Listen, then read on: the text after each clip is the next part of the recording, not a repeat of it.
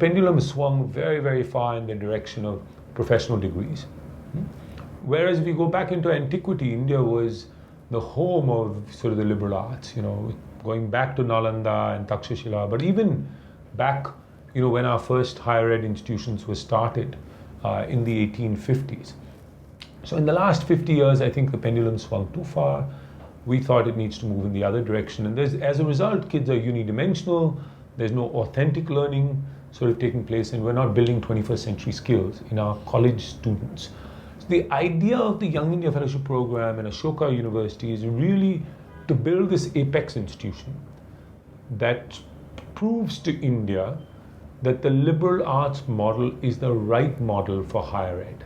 That some degree of specialization is fine, but the vast majority of our students need to have breadth and depth. They need to be good communicators. They need to know how to write well.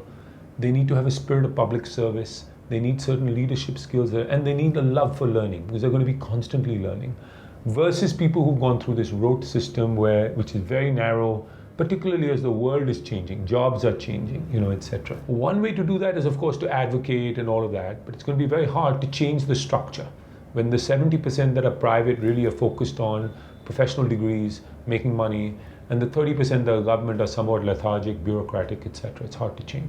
So in that space, our strategy really was build the apex institution, prove that the new model works, do it at some degree of scale, institutionalize it, but do it in a completely open kimono fashion so that others can come and copy it, and at some point even go out there and propagate the model and hope that it'll then push the system to also change in that direction of breadth and depth, to change pedagogy, to change the objectives for students.